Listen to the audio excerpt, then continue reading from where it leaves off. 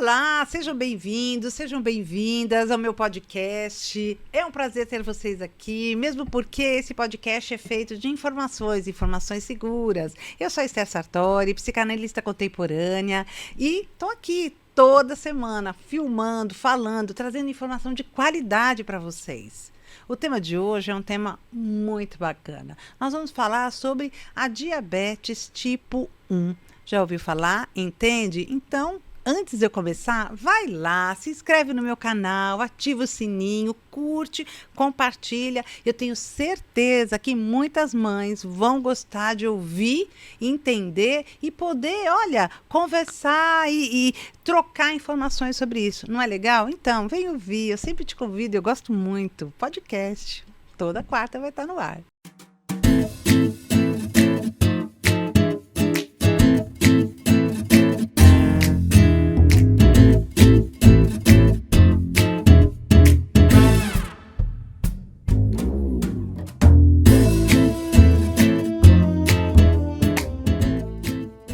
Receber o diagnóstico de diabetes 1 faz com que a família toda tenha que se reestruturar, repensar a alimentação, repensar como conversar com a criança. Vamos pensar que a gente está falando de diabetes tipo 1 para a criança. Então, a linguagem, o explicar, o fazer com que a criança entenda, tudo isso causa um estresse muito grande para as mães, para os pais, no geral, para a família.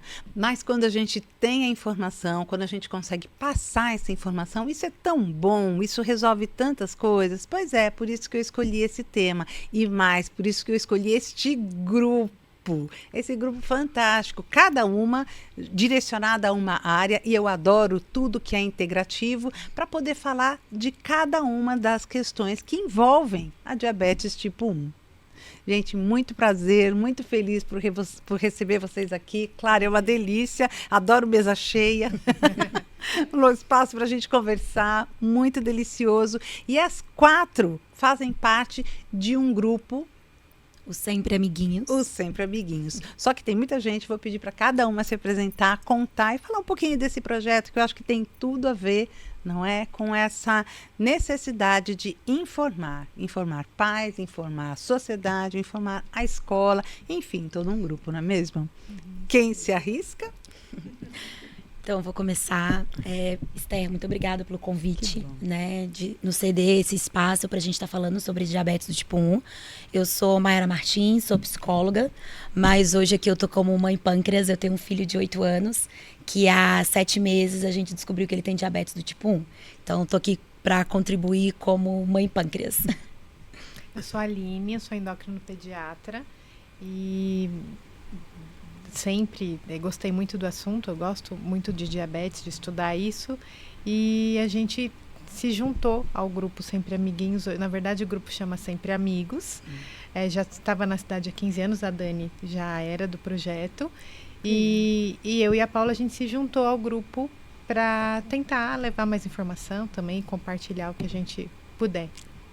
Eu sou Daniela Alves, sou nutricionista e educadora em diabetes, e eu já faço parte da Associação de Diabetes Sempre Amigos de Indaiatuba, e nós já tínhamos um grupo voltado para pessoas com diabetes tipo 2, né? E aí, com a união de forças da doutora Aline, doutora Paula, Mayara e outras colaboradoras, a gente desenvolveu e criou esse grupo Sempre Amiguinhos, voltado para crianças, adolescentes e familiares, né? De pessoas com diabetes tipo 1. Bom, eu sou a Paula, obrigada pelo convite, aí, em nome do grupo. Eu sou médica, pediatra, sou intensivista pediátrica, então trabalho nas UTIs. E sou diabética tipo 1 há 26 anos e vim aqui como paciente para conversar. Que legal, como paciente. Então, na verdade, né, a gente tem o que eu acho que é o mais interessante, a gente poder trabalhar com a medicina integrativa. Isso para mim é muito importante, né? A saúde integrativa, a gente poder conhecer todos os aspectos, porque não dá, né? Não dá para a gente pensar no indivíduo como um ser separado. Né? A gente tem que caminhar com todas as áreas. Sim. Gente, eu adoro esse tema. Eu acho que vai ser muito bom a gente trabalhar com ele, explicar, falar, mas vamos do início, né? Vamos do início. O que é a diabetes tipo 1? Diabetes tipo 1 é a alteração da glicemia quando o açúcar no sangue fica acima de 200 miligramas por decilitro em qualquer momento da coleta. Então, então, diabetes é açúcar alto no sangue. Diabetes tipo 1 é o diabetes mais comum em crianças e adolescentes, que é o diabetes que é, desde o início, dependente de insulina. Por algum motivo, o pâncreas para de trabalhar, para de produzir insulina. Na grande maioria das vezes, o que a gente sabe por estudos é que essa alteração do pâncreas é por doença autoimune. Então, os nossos anticorpos, que eu falo que são os nossos guardinhas, atacam o pâncreas, não o reconhecem como sendo nosso e param a produção de insulina. Isso faz com que os níveis de açúcar no sangue aumentem. Então, isso é diabetes tipo 1, que é o da criança e adolescente. O tipo 2 é mais comum em adultos ou obesos, e é secundário a uma resistência à insulina. O paciente tem a insulina, mas ela não trabalha direito no organismo. Então, são mecanismos diferentes. Então, diabéticos tipo 1, que é o que a gente vai falar um pouco mais hoje, é o que depende de insulina logo ao diagnóstico. Entendo. E esse diagnóstico, ele começa quando a gente consegue ter, era essa questão que estava aqui, ó, na minha cabeça. Quando que a gente consegue ter esse diagnóstico? A partir de que idade? Então, na verdade, hoje, cada vez mais eu tenho visto na prática crianças cada vez mais novas desenvolvendo diabetes tipo 1. Né? Bebê de meses até adolescentes. Nossa faixa etária, né, a que eu atendo é até 18 anos. Então, até 17. Eu pego abrindo quadro com 17, abrindo quadro com meses, né, de vida. E o quadro clínico da criança, geralmente o que os pais percebem em casa. Uma criança que, por exemplo, já não fazia xixi na cama à noite, ela começa a fazer, às vezes várias vezes, começa a amanhecer com a roupa molhada, colchão molhado. Toma muita água, porque como ele desidrata, ele perde muito líquido, ele repõe muito. Então, assim, e é uma água a mudança é muito importante. Né? As mães relatarem que o galão termina muito mais rápido do que era antes. E geralmente eles comem muito, dá fome. Por quê? Porque eles têm o açúcar alto no sangue, mas esse açúcar não tem insulina para entrar na célula e ser aproveitado. Sim. Então, eles têm fome. E eles comem mais e mesmo assim eles emagrecem. Porque esse açúcar todo no sangue não está entrando na célula para usar como energia e muito menos reservando como gordura. Então, eles usam gordura para produzir energia. Então, são pacientes que emagrecem. Então, geralmente são esses 3 principais. Beber muita água, fazer muito xixi, comer muito e mesmo assim perder peso. Esses são os principais sintomas. Gente, vocês estão vendo como é bom a gente poder ter um olhar clínico em relação a isso, né? Porque muitas vezes a gente deixa isso passar. Ah, mas está bebendo muita água, mas tem calor. Ah, mas está comendo muito. Mas não tá, que bom, está comendo e não engorda. Porque, tá vendo como é bom, adoraria isso, comer muito e não engordar. Eu fico feliz da vida. Feliz da vida, não é? E assim, o xixi na cama, muitas vezes a maioria das pessoas leva para o campo, né, do emocional. Nossa, mas o que será que está acontecendo? Então, mães, pais, família, olhar para isso, observar essas 3, né, características unidas é muito bom, até para que a gente possa, tem algo errado aí, não é? Interessante falar que desde bebê, às vezes a gente já consegue entender a existência dessa doença, porque, gente, diabetes é uma doença e ela tem que ser tratada como doença. Às vezes as pessoas, tanto a diabetes quanto a pressão alta e tudo mais, as pessoas não entendem que isso é uma doença, às vezes uma doença silenciosa, mas é uma doença que de fato agride o organismo, não é? Agride mesmo. Então, encarar, né? Ser realista. Né? Complicações muito graves ao longo da vida mesmo. E eu lembro muito quando eu era mais nova, né, lá para os meus 16, 17 anos, que a diabetes tipo 1 era chamada de diabetes juvenil. Sim. E todo mundo dizia, criança com diabetes juvenil não vai viver muito tempo, porque a expectativa de vida é pequena. Sim. E olha só como isso já mudou. Né? A gente sabe que hoje, sendo cuidada da forma correta, né? Tendo esse olhar, como fica mais fácil, gente? Muito mais. Não é? Eu sou fã das pessoas aceitarem aquilo que existe como real e verdadeiro, né? Vamos olhar isso com calma. Maiara, me diga uma coisa, já que a gente está falando sobre isso, né? Sobre essa questão do emocional, as mães recebem esse diagnóstico, tipo 1. Como é que elas se sentem emocionalmente? E é bom eu acho que a pergunta caiu para a pessoa certa, né? Mãe pâncreas, então, como é que você vê essa... Primeiro é sem chão, totalmente, né? Existe um estigma para isso? As pessoas ainda têm esse Sim, olhar? qual que foi o nosso estigma? O meu filho, que hoje tem 8 anos, ele sempre teve um estilo de vida muito saudável, uma criança que nada desde os 7 meses, já foi medalhista, sempre faz esporte.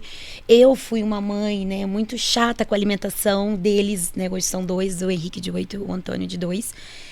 Então sempre foi aquela mãe assim que não dava batatinha frita, refrigerante eles nunca tomaram, sanduíche, enfim.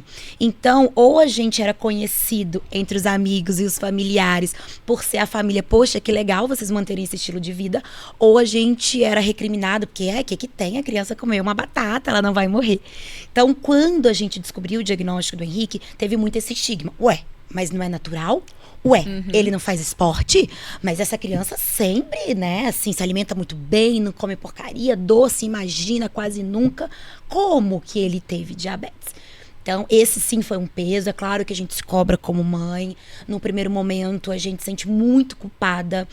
Primeiro, por eu não imaginar, através dos sintomas que a doutora Aline disse, que isso poderia estar acontecendo com meu filho. Ele estava exatamente com todos os sintomas e eu não ter enxergado isso a tempo, né? Então é a primeira culpa, né, que a gente traz, assim, me sinto uma pessoa informada, né, sou formada, a gente tem a tecnologia hoje a nosso favor, e eu ficava me perguntando como eu nunca ouvi falar sobre isso, como eu não sabia que esses eram os sintomas. Porque você é a mãe. Exatamente. Entendeu, Exatamente. A mãe, ela tem outro envolvimento, não então, adianta essa a gente foi querer. A primeira culpa, né? E depois, justamente esses questionamentos, né? Como vai ser a vida dele? Ele é muito jovem, ele só tem 8 anos. Como que vai ser tá fora, comer fora, ir nas festinhas, ir nos aniversários dos amigos, né? Mesmo sabendo que ele não é a criança que come ali, né? O salgadinho, a batata, a pizza, enfim. Mas preocupa. E também junto vem o olhar do outro. Né, o que o outro vai falar? Será que as pessoas agora vão começar a não chamar ele para as festinhas porque ele não pode comer? Será que não vai chamar mais para passar tarde na casa de um amiguinho para brincar porque não é tudo que ele pode comer? Então, no início, quando a gente descobre, óbvio, eu não tinha todas as informações que eu tenho hoje. Então, isso tudo, sim, passa pela nossa cabeça. Então, assim, acho que a minha primeira dica como mãe e psicóloga, num primeiro momento, é informação de qualidade. Claro. Aqui a gente tem, gente. Eu quero falar que aqui eu primo por isso. Então, eu e meu marido, a gente foi buscar informação de qualidade. Claro que você abre as redes sociais, abre lá na internet e você tem pessoas falando coisas muito importantes, como a gente está aqui hoje, profissionais, pessoas que convivem, né? Então, para acrescentar com informações valiosas e validadas de acordo com a ciência, né? E a gente também tem informações de pessoas que estão falando balela e não sabem o que está falando. Em vez de ajudar, vão trazer mais medo ou vão atrapalhar mais ainda. Então, acho que primeiro é você ir em fontes confiáveis para pegar essa informação, né? Para você entender de fato que doença é essa, né? Às vezes conhecer pessoas, né, que já têm uma certa idade, como a doutora Paula, que tem o diagnóstico há muito tempo, isso nos fortalece muito de olhar e falar, nossa, então meu filho vai ter uma vida normal, vai estudar, vai fazer a faculdade, casar, ter filhos, né? Então, num primeiro momento, assim, quando a gente saiu daquele choque, foi ir em lugares que a gente pudesse ter informações verdadeiras para nos acalmar e também a gente saber o que vai fazer a partir de então. Pois né? porque eu acho que isso é muito importante, a gente pensar que, sim, a gente precisa entender o que está acontecendo, primeiro. E às vezes as redes sociais, de fato, trazem 1 milhão de informações, né? Milhões de informações, coisas às vezes tão... vou dar um exemplo que não tem a ver com essa questão, mas você pega a gente dando aqueles cursos assim, eu vou acabar com a birra do seu filho em 1 semana. Sim. Criança... Chá para curar diabetes. Exato. Chá para... Você Quantas deve. vezes já me... Eu sou diabética. Ah, mas tem um chá que eu conheço. É sempre assim. Né? Falo, Mas não, tem um chá. mas a minha não adianta o chá. Né? Tem um chato. Enfim, sempre tem alguém para dar. Eu entendo a boa vontade, mas às vezes essa boa vontade não colabora, né? Não colabora. Às vezes atrapalha. E uma outra coisa que você comentou, que é muito interessante, é esse olhar sobre a criança que tem a diabetes, né? Há sempre aquela coisa assim, ó. Ah, eu sei porque nasceu assim. Na gestação só queria pizza e chocolate. É como se diabetes fosse uma coisa que a criança pegasse, né? Gripe. É como se fosse uma gripe. Ninguém consegue entender que é autoimune. Não, sabe? Ninguém vai pegar isso. E outra, se seu amiguinho está aqui do seu ladinho e ele tem diabetes, ele não vai transferir a diabetes via conversa, via... E ele não pegou, porque ele comeu muito açúcar. É o que não todo mundo foi fala, por isso. tadinho, comeu muito açúcar. Comia como muita porcaria, não. Não, tem um exemplo aqui, não é? Então, às vezes, as pessoas criam fantasias na cabeça do que e respeita, né? Aquela coisa do me respeita, né? Porque cada um sabe a sua dor, e eu penso muito nisso, nessa vontade que a gente tem às vezes de querer entender o outro com a dica. Não. Eu aceito a sua boa vontade, pessoa que queira trazer o chá como uma solução, mas nem sempre o chá é a solução, né? Às vezes só um abraço já resolve, não é mesmo? Eu estou enganada? Não, é só um abraço, isso é tão bom. E eu acho que esse suporte psicológico ele é fundamental, né? Sim. Você poder olhar, você poder acolher, você poder se sentir acolhida, né? Então são coisas que são fundamentais, até porque, olha a adaptação que a gente tem que ter na nossa vida, na nossa casa, com tudo, com a rotina, aprender a aplicar a insulina, aprender a fazer o controle da alimentação, aprender a medir a diabetes, não é? Aquela agulhinha que às vezes a gente... Quando você vem com a agulhinha para a criança, você fala assim, isso aqui é só uma agulhinha. Qualquer criança sai correndo. Como isso aqui não é só uma agulhinha? Para mim isso é uma agulha, acabou. Não tem agulhão. Tem agulha para a criança, não é? É isso. Então, essa vontade, às vezes, e essa necessidade do acolhimento é muito importante, né? E acolher mesmo. Aline, deixa eu fazer uma pergunta para você. A diabetes tipo 1 tem cura? Hoje em dia, não. O diabetes tipo 1 é uma doença crônica e tem vários estudos em andamento, transplante de célula-tronca, tem várias coisas em andamento, mas ainda não se fala em cura. Mas hoje em dia os tratamentos são, né, a gente tem tanto dispositivos para aplicação da insulina, para melhorar a qualidade de vida do paciente, quanto vários tipos de insulina com ações diferentes, porque cada paciente se comporta de uma maneira, né? O paciente pode ter, como no da Maiara, 8 anos. Tenho 2 pacientes de 8 anos, eles vão agir totalmente diferentes. O alimento vai se comportar diferente no corpo deles. Tudo é diferente. Depende do horário da escola, depende do horário de como dorme, depende se faz atividade física ou não. A melancia sobe a glicemia, outra melancia não sobe a glicemia. Mas hoje a gente já tem...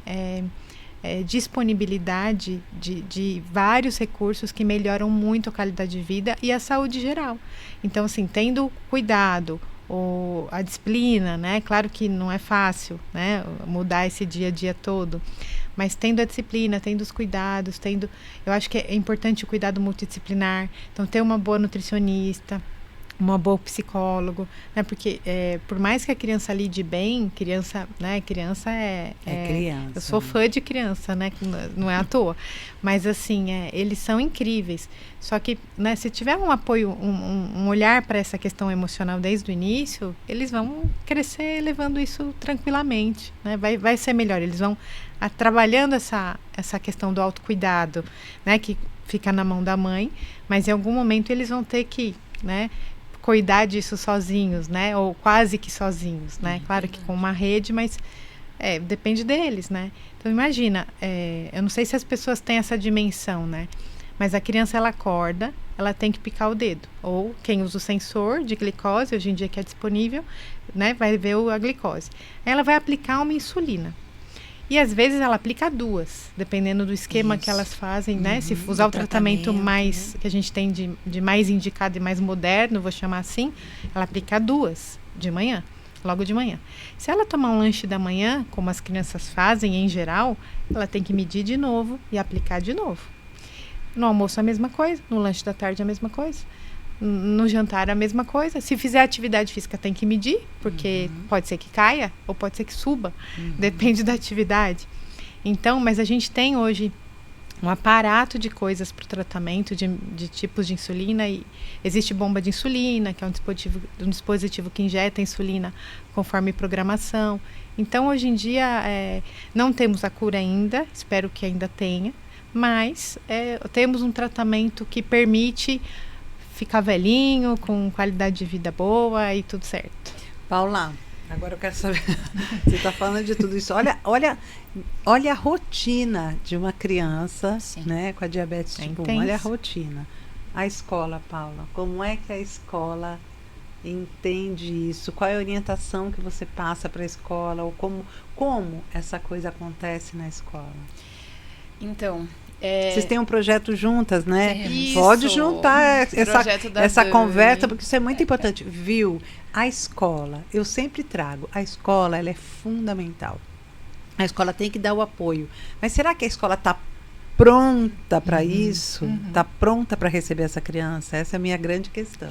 Então, você sabe que a escola tem um papel importantíssimo, tanto que no meu caso, quem desconfiou foi uma professora minha.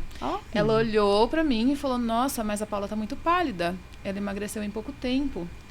E aí ela entrou em contato com a minha mãe, a escola, né, a diretora entrou em contato, e aí que a gente foi investigar e descobriu minha diabetes. Então, eu acho que hoje em dia tem uma disseminação de informação muito maior. As escolas têm um pouco mais de facilidade, talvez, mas a Dani tem esse projeto Diabetes na Escola, que a gente desenvolve aqui em Indaiatuba, né, de ir para as escolas fazer uma capacitação das pessoas, mas ainda tem muitas dúvidas, porque imagina, a mãe em casa tem dúvida, imagina a professora que está só um período pequeno de tempo, e aí, por exemplo, uma das dúvidas que surgem também é a insulina rápida, né, que a gente fala que é para aquela quantidade de carboidrato que vai comer, você tem que dar, às vezes, de acordo com o que a criança vai comer. Aí você dá a insulina, passa, assim, o tempo a criança vai comer. Ah, não quero comer isso agora.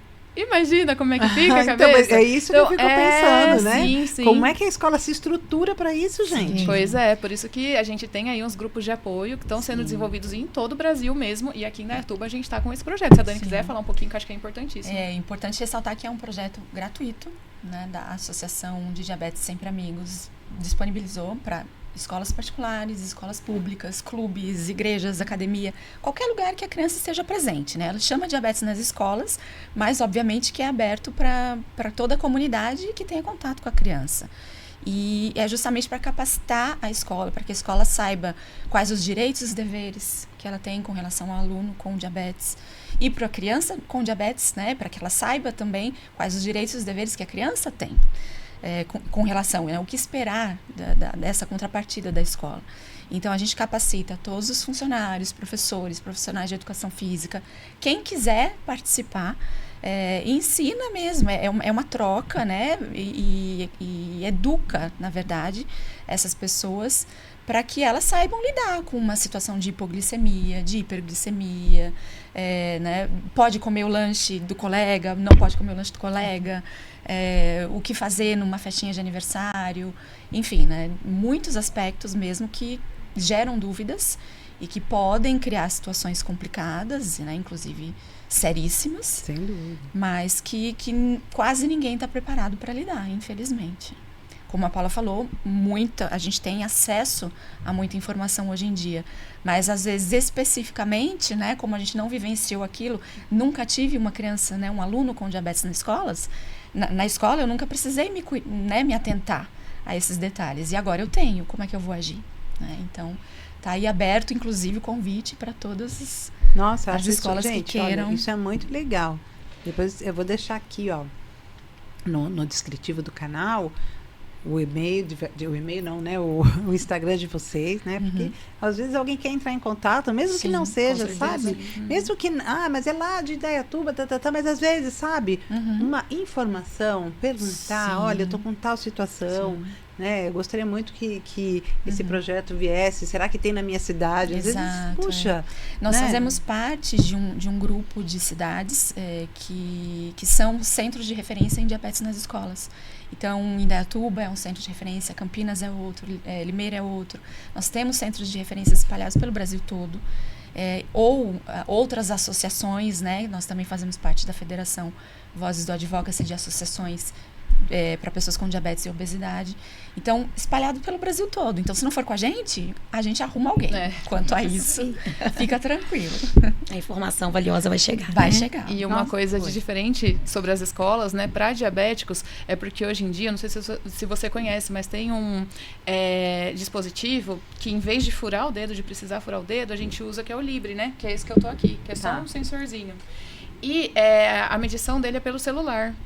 E agora tem uma nova lei que permite que alunos com diabetes possam usar o celular para isso. E porque tem a nova lei, né, que proíbe celulares nas escolas, que é super importante realmente, eu como pediatra concordo, Sim, claro. mas tem essa lei para os pacientes diabéticos que eles têm liberação para usar o celular por conta disso. Então você vê, né? Nada pode ser muito radical, né? Porque gente, eu também, eu sou a favor. Eu acho que o celular em sala de aula é um veneno, de verdade.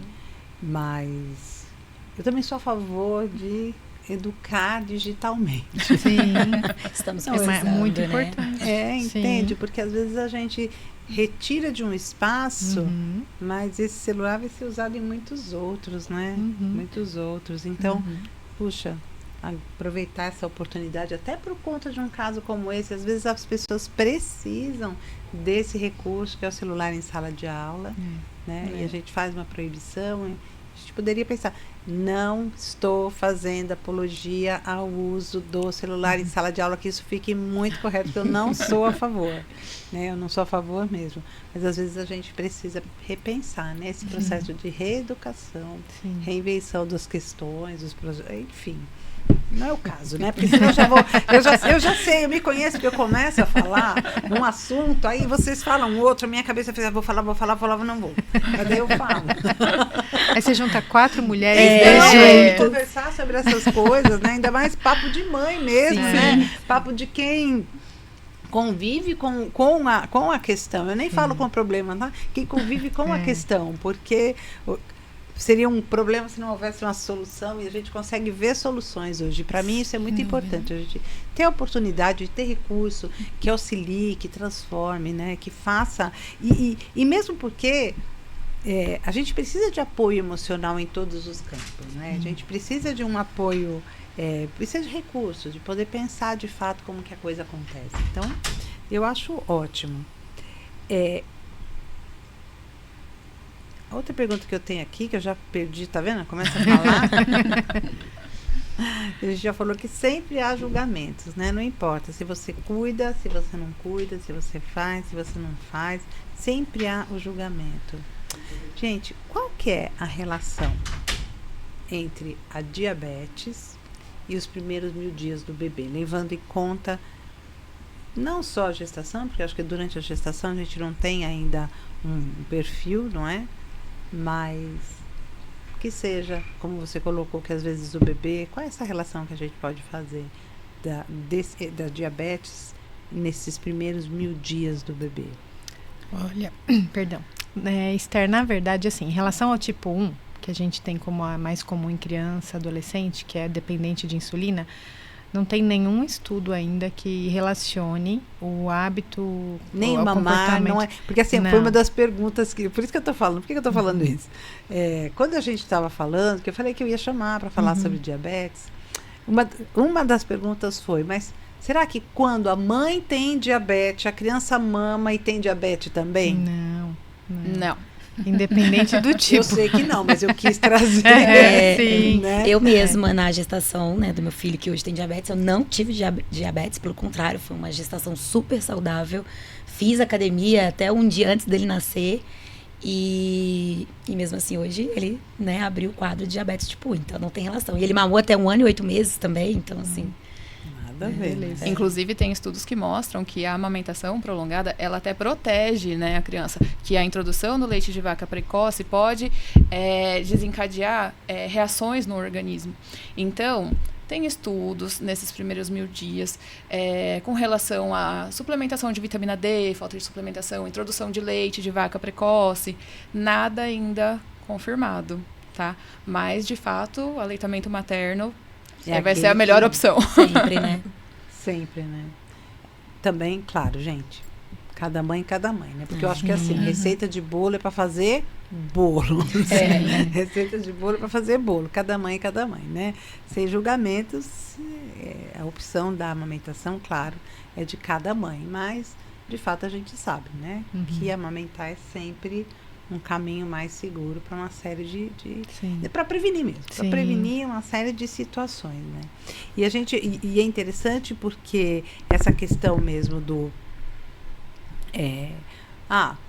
julgamento, mas também amamentou, não amamentou, mas teve diabetes, não teve diabetes, teve pressão alta, não teve pressão alta, tudo isso as pessoas acabam levando, né, para um campo de será que sempre quer procurar a raiz do problema, né? A gente sempre quer colocar culpa em algo ou em alguém, né? Então, E geralmente é na mãe, né? Exatamente. Porque a gente já nasce com carimbo, né? A criança sai, não é?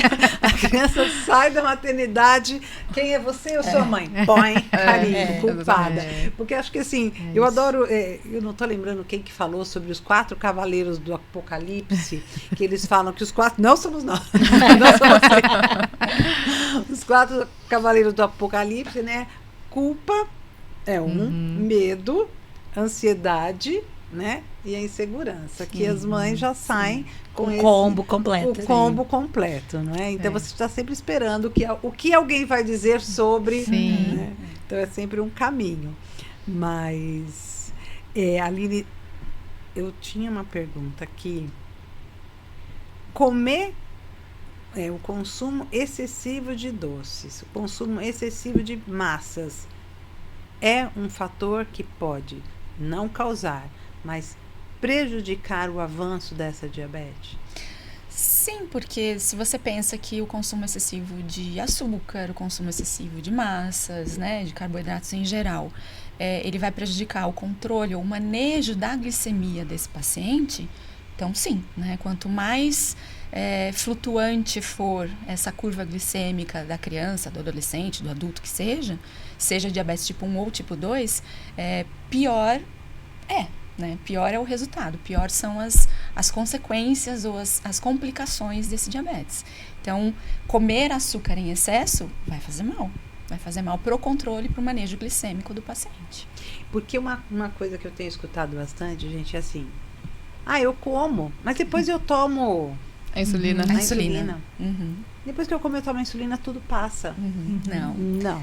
Esses picos, né, me corrijam se eu estiver errado, mas esses picos de glicemia, esses picos de insulina, eles fazem tremendamente mal. Mas sabe uma coisa que eu aprendi, que me ajudou muito no controle?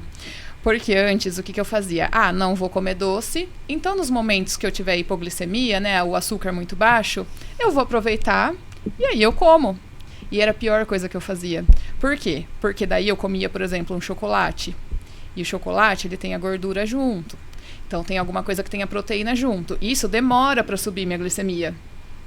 E não passava. Então, eu ia comendo, e aí eu fazia o quê? Uma hiperglicemia rebote. Aí ficava super alta depois. Então, o que eu faço agora que ajuda muito? Quando eu quero comer um doce, e gente, acho que a Dani vai falar disso melhor depois, mas assim, não adianta.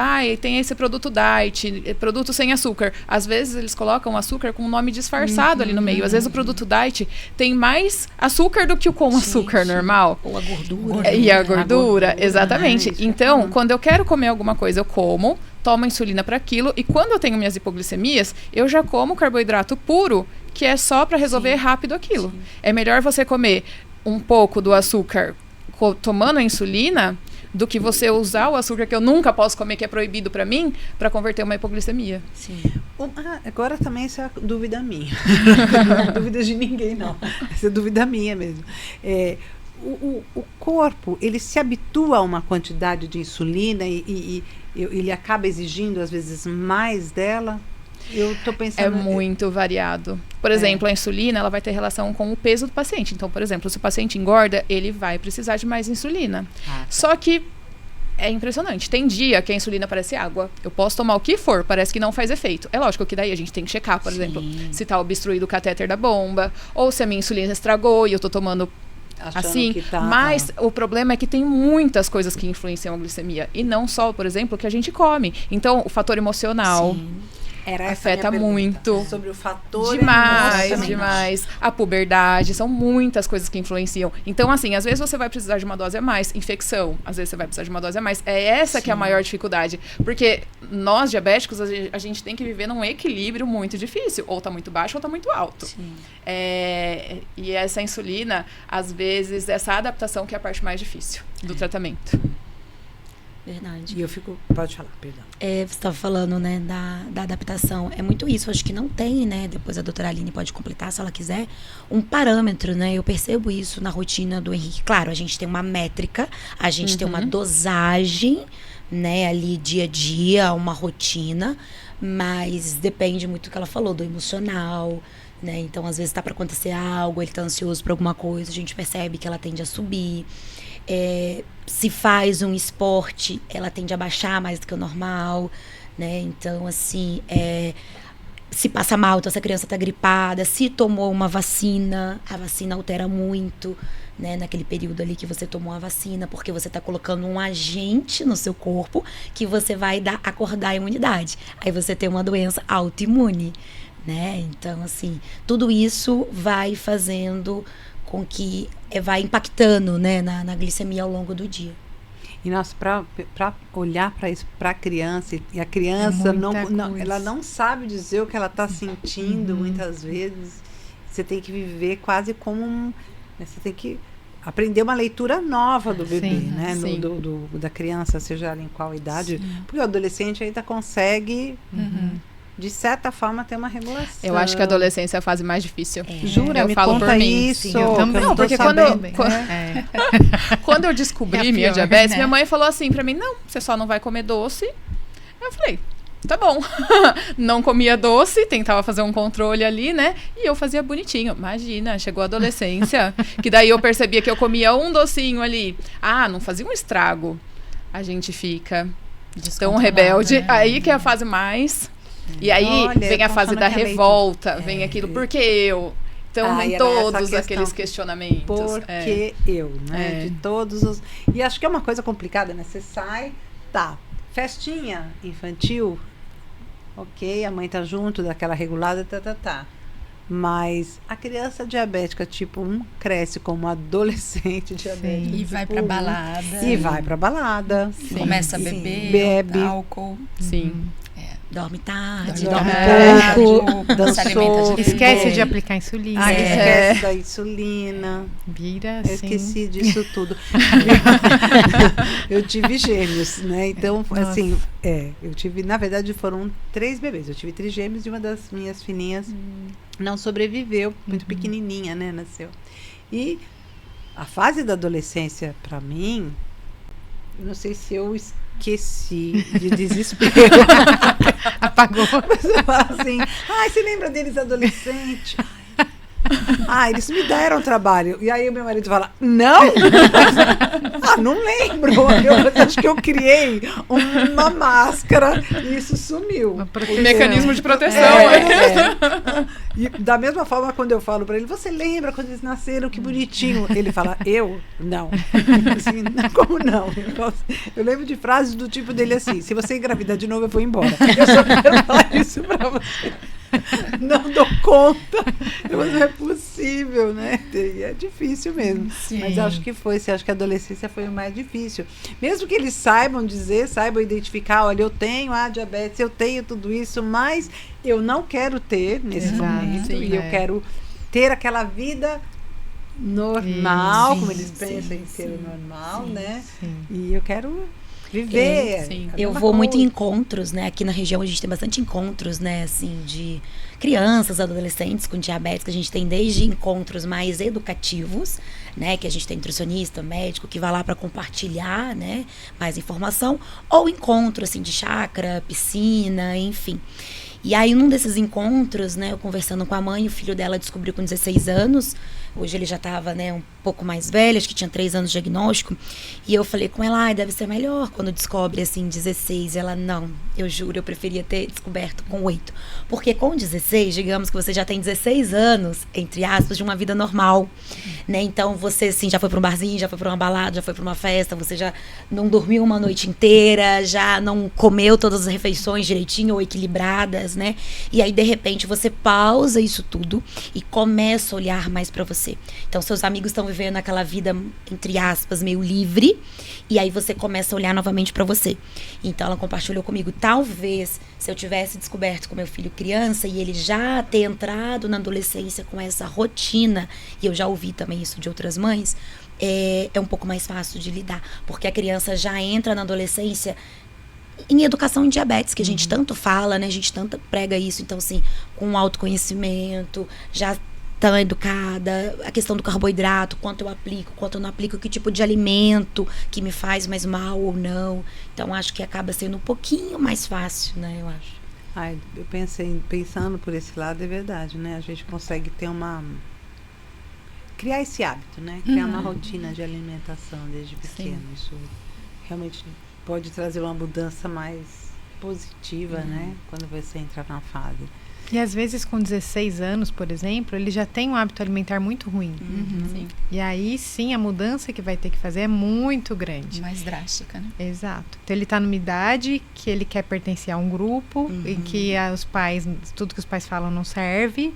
E aí vai no médico, piorou também, não serve. Então assim, é muito complexo. Sim. Eu acho que a adolescência, na prática da gente, É assim, uma de dia a idade dia, que ele já tem muita autonomia, né? Então ele já tem um Isso, dinheirinho, também. ele já vai no É mercado, isso, ele já vai numa exato. padaria, né? já sai sozinho. Sim, já né, sai às sozinho, já vezes. tenho essa autonomia. Sim. Com a criança, sim, claro, apesar dela poder ter essa autonomia, mas é um pouco mais fácil da gente ainda controlar o que vai comprar, onde vai comprar, o que vai comer, né? Do que um adolescente que já tem muito mais autonomia, né? É, porque a criança come o que você põe Sim, dentro de casa, né? A exato. criança vai comer o que você põe dentro de casa, não é o adolescente, não, tem essa possibilidade. Então, às vezes, mesmo quando eu pensava na obesidade, que algumas mães vinham, ai, minha filha está super obesa, ou meu filho estão obesos, parará, parará, parará.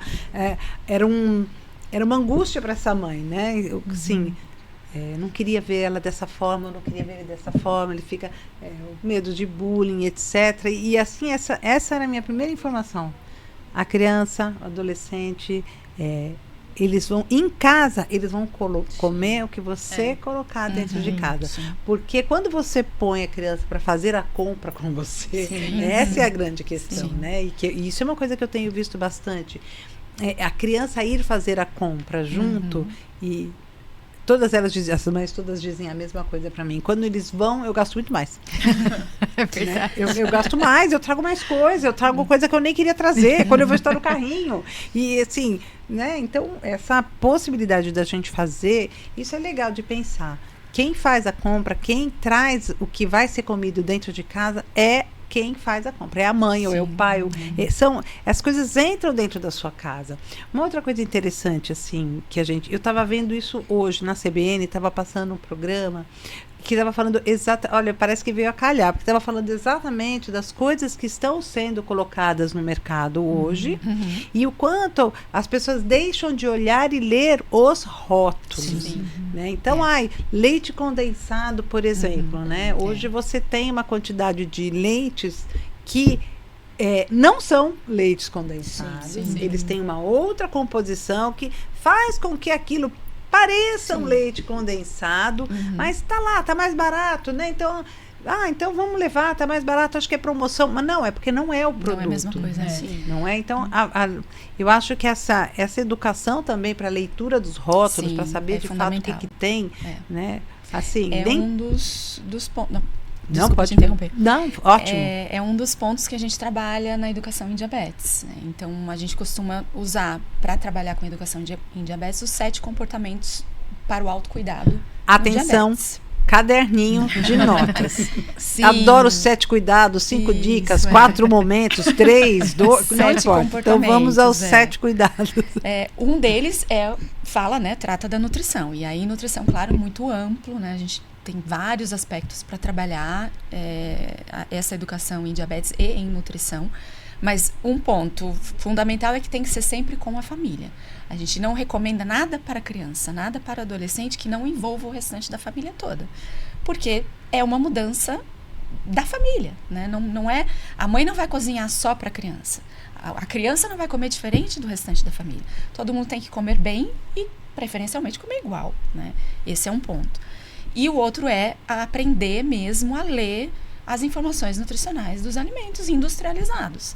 Porque, como a Paula já comentou antes, o açúcar nem sempre vai estar escrito açúcar na lista de ingredientes. O que estará escrito, gente? Qual pode vir que não... Maltodextrina, dextrose, que mais? Maltose. Maltose. Xarope de alguma xarope coisa. de milho, xarope de... São vários. Se tiver vários xarope... termos. Nossa, eu Olha, já aqui, também olha são. gente, essa é uma informação muito legal, porque eu não sabia que tudo isso Sim, tem tudo. açúcar Eu na lembro Lembra que tem parada. comia. 4 itens no mesmo rótulo e tudo é açúcar. Tudo é açúcar. Tudo é Eu açúcar. comia produto assim, chocolate sem açúcar, bolacha sem açúcar. E aí minha glicemia subia. Eu falava, mas como que sobe, gente? Não é sem açúcar, não é pra Exato. subir tanto. Ovo e aí, de Páscoa sem açúcar. É, É impossível. alguns realmente são Sim, com é. menos. Alguns De uma realmente são com marca menos açúcar. confiável. Mas é isso, é ler o rótulo. Hoje a gente tem que ler rótulo Tem de que tudo. saber, tem que saber Pra ler, saber. tem que saber interpretar. Não é pra gente virar uma enciclopédia ambulante de termos, né, técnicos que se referem aos ingredientes aí das receitas. Mas é ter uma noção do que mais nos afeta, por exemplo. E também ter uma consciência de que não é porque a pessoa tem o diagnóstico de diabetes que agora ela só vai comer diet light. Não pode comer mais nada do que é tradicional, normal, digamos assim. Porque às vezes é pior. Às vezes o alimento diet light é pior do que o Exatamente. tradicional. Hoje em dia, eu vou no mercado, eu procuro produtos e às vezes o produto é com açúcar. Um iogurte com açúcar, normal. Eu vou ver quantidade de carboidrato. Às vezes o carboidrato dele é baixo, então não vai ter problema eu comer. Sim. Eu sei que não vai subir minha glicemia. Mesmo o produto sendo com açúcar, tá lá nos ingredientes. Açúcar, bem bonito. Mas a quantidade é tão pouca que não vai alterar tanto minha glicemia quanto um chocolate diet, que tá cheio de carboidrato. O mais importante é ver ali o carboidrato. Tô adorando isso, porque outro dia eu fui pegar um todinho. Não, eu sou vegetariana, né? Eu não como. Eu também. Eu também, 3 na mesa. Vocês são Eu não São como, eu não exceções como hoje. carne, pois eu é. não como frango, não como, não é o... todo mundo fala, você é vegetariano, mas você come um franguinho? Não, É bicho, né? Sim. não é, não como franguinho. Você vai comprar. Tem presunto. Eu sou vegetariana. Tem alguma coisa sem carne? Tem com presunto. Então tá, é pouco, né? Então assim, mas atenção, não é ideológico, tá, gente? É porque eu não gosto mesmo, eu não gosto do gosto da gordura do alimento. Eu tenho sei lá, Preferência. eu né? não gosto da gordura. Eu vou comer, não gosto daquela gordura da carne. Não gosto. Tá bom. Mas às vezes eu falo assim, vamos lá, um leite. Eu não tomo leite também. Então eu fui ver o que tinha. O que tem esse no milk, tarará. Não dá coragem de tomar. Exato. Exatamente. Porque Quanto eu fui mais ler, eu falei assim, mas ingredientes que na será lista, tudo isso que está escrito pior. nessa lista? Que é uma lista enorme, né? Desse tamanhinho assim. Eu comecei ali e falei, tô perdida já aqui. Eu nem sei. Então, às vezes, a gente cai nessa ilusão do Sim. que não é. Não é leite, não é totalmente vegano, viu? Totalmente vegano é você ir à feira, fazer a pessoa sim. compra na feira, Verdade. não é? E comprar só aquilo que está Descascar, ali, né? descascar, lavar. E nessa hora que eu acho legal a gente pensar em levar filhos. Sim, vamos à feira? Vamos. Você quer ir na feira? Você quer escolher tomate? Você quer escolher batata? Você quer escolher essas coisas? Né? Porque isso também é uma educação alimentar desde cedo. E enquanto a gente não ensina a lavar uma fruta, a curtir aquilo, né, que está fazendo, eu acho que esse é o melhor caminho, não é? Eu sinto que, para mim, isso sempre foi muito bom e sempre foi uma prática na minha casa, levar, vamos fazer, vamos juntos, né? Vamos ver E é o tem. exemplo, né? É. Comendo. E Esther, tem uma criança. história, porque os pacientes geralmente chegam para mim antes de ir para o nutricionista, né? Uhum. Geralmente eu sou o primeiro contato deles, né? Sim. Depois do hospital. Então, eles acabam questionando a alimentação, perguntando, né? E claro, eu não vou aprofundar, mas eu sempre, né? Eu oriento o que eu sei, a prática, né? A gente vai aprendendo muita coisa também. Então, conto uma historinha para os meus pacientes, geralmente, tanto os obesos quanto os diabéticos. Porque uma das primeiras perguntas da mãe, ou no diagnóstico ou na consulta, é: ele nunca vai poder comer normal? Esse é o termo, normal. E aí eu conto a historinha. Porque assim, eu brinco com eles, né? Que criança, hoje em dia, né? Eles têm acesso a tudo quanto é informação. Então, eles sabem tudo. Aí eu falo assim, você sabe esse corpo humano nosso? Não existe há muitos e muitos anos? Aí eles falam, existe. Falei, então, lá atrás, onde é que o homem morava? Não era na caverna, lembra que falam isso? Era. O que ele comia quando morava lá? Aí eles ficam pensando e falam, então, vamos lá. Ele dormia cedo, porque quando apagava a luz do dia, ele ia para a caverna. Aí ele dormia. Aí ele acordava cedo, porque quando a luz aparecia, ele acordava. Tinha geladeira? Eu falo, não. Tinha todinho? Não. Tinha salgadinho? Não. Chocolate? Não. Eu falo, então assim, não tinha nada. Esse corpo que a gente tem não é preparado para comer nada disso. Todos nós comemos errado. Então não é você porque é diabético, você que é obeso, que precisa comer o que tem na natureza. Sou eu, é sua mãe, é seu pai. Todos nós precisamos comer o que tem na natureza. O resto a gente não precisa. A gente come porque é gostoso, porque aumentou a quantidade, a disponibilidade, porque às vezes é fácil acesso. Fácil acesso, acho que esse é o maior problema. Sim. De ter tudo o fácil acesso a tudo. Né? Muito Sim, fácil. E propaganda, né? E propaganda. Tem que ter uma regra maior em relação a isso. Porque Deveria. né, às E vezes o a gente que é custo, né? adulto, sim, Às vezes a gente escuta relatos, né? De, é mais barato comprar uma Coca-Cola, sim, porque a família toda toma, do Sim. que eu comprar suco. um suco ou fazer É. o suco com a fruta natural só para ele, que é muito mais caro, etc. Aí Nossa, eu tento isso falar, é uma olha, não é só realidade para super ele. forte, Sim. né? É para todo mundo, deveria ser para todo Se a gente mundo. parar pra pensar, claro, não é fácil a rotina com diabetes, Não, né? A gente já não. colocou aqui, então, medir glicemia, aplica insulina, o que eu vou comer, deixar de comer, as emoções também. Mas se a gente parar pra pensar, o estilo de vida de uma pessoa com diabetes, seja ela tipo 1 ou tipo 2, na teoria é o que todos nós devemos praticar. exatamente. Né? O que a gente sempre fala com todas as pessoas que têm diabetes: atividade física regular, uma alimentação equilibrada, né? Então, assim, prestar atenção no que você tá comendo, o que vai comer, a hora que vai comer, né? Não ficar, às vezes, muitas horas sem comer, mas também não comer tão intervalos curtos. Então, eu tô falando isso porque agora nas férias, né, a gente viajou em família e aí uma tia minha observando ali, né, a gente uns 4, 5 dias compartilhando a mesma casa, ela falou assim, se a gente parar pra pensar, não é tão difícil assim, então, rotina com ele. Na verdade, o que ele faz é que todos nós deveríamos fazer. Eu falei, exatamente. Ela falou, então, se a gente parar pra pensar, a longo prazo, ele vai ter mais qualidade de vida, né, do que quem hoje, com 8 anos, não tá tendo esse olhar que ele tá tendo. Eu falei, assim espero, né, assim a gente espera. E uma coisa que as pessoas deveriam fazer mais também, e que, gente, tem um impacto tão grande, é uma coisa simples, é tomar água. Exatamente. A água acaba diluindo ali. Sim. Então, às vezes a glicemia tá alta, só de tomar muita água já ajuda. O meu controle melhorou assim, 90%. Só de aumentar a quantidade de água que eu tomo durante o dia. É uma coisa tão simples. Você vê, são coisas super simples. Detalhinhos, né? Mas você tá falando de propaganda, eu tô aqui pensando numa coisa, né? O Ozempic, que todo mundo agora... Isso virou... Assim, todo mundo resolveu que quer ser diabético agora, né? Porque... Tá atrapalhando a nossa indústria, né? Não é? Tá. Porque eu Tá fico faltando insumo. Tá. E não só isso, né? A facilidade... Não só para quem tem, né, a diabetes, mas a facilidade para aquele indivíduo que engordou. Sim. Então, eu já entro com o Ozempic e eu não estou enganada? Eu não estou. Não, Né? Não, Isso tá tem certo. sido pra Infelizmente mim é isso mesmo. Teve- Mas é complicado. Chegou até falta, né? E ficou O sem falta. Ozempic teve uma época que estava em falta. Sim. Não Pessoas tinha. com diabetes não conseguiam comprar porque não tinha sim. venda. Mas sempre é a ilusão, né? Da resolução rápida, do milagre, do eu vou emagrecer e vai dar tudo certo. Quais são as consequências? Daí, essa pergunta não tinha nada a ver com o que eu estava pensando. Mas a gente vai Porque hoje as falando, pessoas você atrelaram vê, muito esses vai medicamentos, entrando né? em isso, sim, né? Vai sim. entrando essas questões quando você vai pensando. Uhum. Porque assim, No que Tem me diz consequência? respeito, tem. No que me diz respeito, se a pessoa usa só a medicação e não atrela isso à mudança do estilo de vida, praticando exercício físico, melhorando a qualidade da alimentação dela, fazendo uma reeducação alimentar, na minha opinião, não vai adiantar nada. No momento que ela parar de usar a medicação, todos os maus hábitos retornam. Voltam, né? Então, adiantou? Na minha opinião. porque a não. mudança é aqui, né? Exatamente. A mudança é aqui. Sim. Né? Não adianta a gente resolver algo aqui, se é aqui isso. a nossa cabeça... Por isso que ainda não- mais importante, eu falo, é o nutricionista e o psicólogo.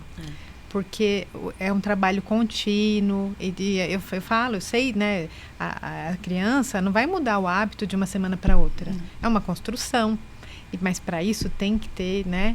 Alguém guiando, orientando. E o emocional, se o emocional não for cuidado, essa criança não vai conseguir seguir o que a nutricionista orienta. Ela vai gerar ansiedade, aí ela vai procurar comida, e ninguém procura banana, né? Procura salgadinho, chocolate. Então, é muito...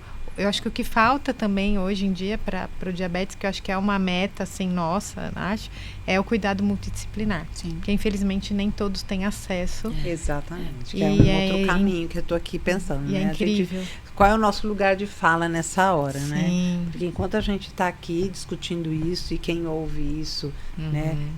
Mas e quem não Sim. tem acesso a nada disso? Exato. Vai depender mesmo da insulina do dia a dia e bora lá, segue aí. Vida que segue, se Sim. vira que é o que sobra para você. E Então, a é gente- possível também É. cuidar direitinho mesmo com as insulinas que a Que o gente SUS tem no disponibiliza, SUS, né? naquela mais antiga, Ai, gente, sem eu dúvida. sou fã do SUS. Sim. Eu É, sou também. fã do SUS, eu sou fã completa do É SUS. muito, eu acho que é muito bonito o projeto. o projeto é lindo. O projeto é lindo. Mesmo porque, e mesmo depois, para as próprias práticas integrativas, né? Sim. Hoje você ter. Eu tive uma formação em arte terapia, gente. Ah, que E eu legal. adoro, eu acho muito legal. Não, eu uso apenas como recurso hoje na clínica, enfim, não é uma coisa que eu tenho como uma prática para o trato, mas eu dou muito curso. Inclusive, eu estava dando curso de formação, eu dou muito curso de formação para arte terapia. Então, eu acho que é uma coisa super válida, é super interessante você trabalhar com essa linha. E quando eu vi que a arte terapia entrou também como uma das práticas no SUS, né? Os CAPs fazem da arte terapia um projeto, fazem um processo. E não só isso, né? O todo. Estou falando aqui de um negocinho Claro. desse tamanho, mas quando eu penso nessa necessidade do cuidado integrado, né? De você olhar o indivíduo na sua totalidade, não só na sua especificidade. É um negócio tão bacana de ver, mas realmente não é para todos, né? Mas gente a não vai- nossa intenção é essa, né? Também com claro. o projeto, né? É fazer com que isso chegue a todo mundo, né?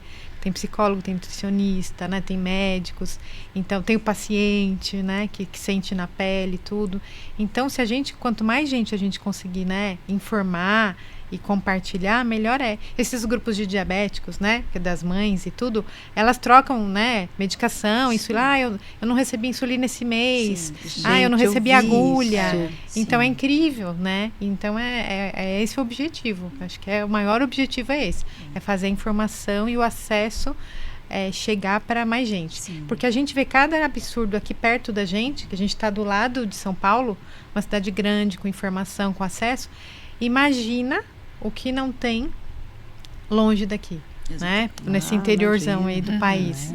Então, eu acho que o objetivo maior é esse, do projeto, é a nossa intenção. Ai, que legal, muito legal. Só pegando o gancho aqui da doutora Aline, bem no início, assim, né, do diagnóstico, quando a gente ainda fica perguntando por que com meu filho, por quê, né, e depois que a gente sai um pouco ali daqueles dias mais complicados, eu falei com ele assim, eu falei, olha, acho que agora a gente tem uma missão, eu e você, a gente levar essa informação com leveza, né, para as outras famílias, para as outras crianças. Então, assim, duas coisas que todos os dias praticamente eu bato na tecla com ele. ele não é o diabetes. Ele tem diabetes. Então, ele tem muitas outras características, né, da personalidade dele. Aquilo ali só é mais um pontinho, só é mais um pedacinho do quebra-cabeça dele, né? Então, isso eu sempre tento reforçar com ele. Ele faz terapia, claro, mas assim, como mãe, né, eu tento sempre estar reforçando que ele não é aquele diagnóstico. Ele também tem diabetes, mas ele é muito mais que isso. E uma outra coisa também é levar a informação. Então, assim, a gente dá apelidos, né? Às vezes ele chega da escola, ele usa o Libre também, que é esse que a doutora Paula mostrou, e eu consigo acompanhar do meu celular. E eu falo, hoje a Gligli se comportou na escola, hein? Hoje ela foi nota 10, hein, amor? Então, a gente tem termos leves para falar, né? Para conversar. Às vezes ele tá lá no quartinho dele, vou dar um beijinho de boa noite. Aí ele, você não vai dar boa noite pra diabetes? Eu, diabetes, por favor, essa noite, se comporte, dorme bem, deixa a gente dormir. Então, assim, é trazer essa leveza mesmo pro dia a dia, dar apelidos, né? Ele quis colocar Libre nos bichinhos de pelúcia que ele tem, então todo Libre que a gente vai trocando, já não, tá faltando um bicho pra colocar. Tirar uma foto, eu vou tirar uma foto pra vocês. Eu também acho, gente, não é? Deixa então, os heróis, os bichinhos de pelúcia, né? Ele tinha ganhado há pouco tempo um Harry Potter tipo de pelúcia, né? E aí ele colocou Libre também, então a gente vai colocando Libre em todo mundo lá em casa, sabe? Na hora de aplicar a insulina, a gente tem ali uma brincadeira, assim, né? Onde a gente aplica todo mundo que tá perto, dá um beijo. Então, assim, acho que vai trazendo uma leveza, né? Vai fazendo com que ele não sinta vergonha, que ele não sinta que ele é diferente, né? E que, sim, a gente tem ela, né? A diabetes agora faz parte da nossa família, a gente brinca, é a quinta pessoa lá de casa, mas a gente que vai dar um rumo pra ela, a gente que vai colocar ela na linha. Né? Exatamente. E não deixá-la nos dominar. Então, acho que isso traz um pouco de leveza também, se é que eu posso deixar aí, né? Essa informação aí para as pessoas que têm crianças, né? Que têm também diabetes tipo 1. Acho que sempre levar com leveza, né? Eu acho isso ótimo, gente, porque daí deixa bem claro quem é o adulto da relação. Quem é o adulto da relação? Adulto da relação somos nós, não a diabetes. Isso é muito legal. Mesmo porque é isso, olha aqui, eu tô aqui pensando no controle, né? A gente precisa ter controle para tudo, a gente precisa aprender a ter controle das situações, né? E quem sabe não é um aprendizado também para a criança, não é? De ter o controle da própria vida, de ter o controle. Você melhor do que eu, né? Ou de qualquer outra pessoa pode falar. E entender que às vezes nem sempre a gente vai ter o controle de tudo de também. Tudo também. O que é esse controle, não é? Independente do que a gente faça, algumas vezes a gente não tem o controle. A gente faz tudo o possível para ter. Mas algumas vezes vai fugir e isso é um aprendizado super importante para a criança também. Sim.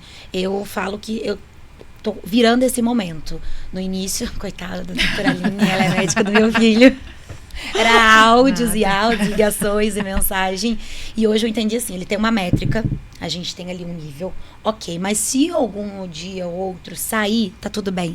Né? Eu já me cobrava muito, eu já ficava me questionando, mas por que eu deixei comer, ou por que eu fiz assim, ou por que eu não fiz daquele outro jeito. Então isso tornava um martírio muito grande, a ponto de mexer com as minhas emoções ao longo do dia, sabe? Me deixar muito frustrada, de fato.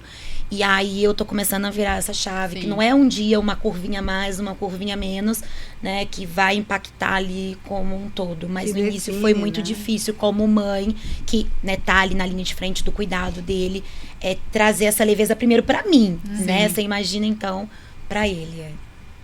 Gente, eu tô adorando esse papo, mas eu tô gostando muito. Eu acho que muita mulher numa mesa, mas a gente, olha como a gente é comportada. É um grupo confortado. Que grupo confortado. A gente conseguiu trazer todas as informações, essas conversas. Que delícia, foi muito bom. Mas olha, nosso horário. A gente conseguiu fazer um papo, acho que demos conta de tudo? Digam, tem algo para dizer? Tem algo que vocês gostariam de completar nessa conversa? Fique à vontade. Eu queria dizer para as mães que a gente aprende a lidar.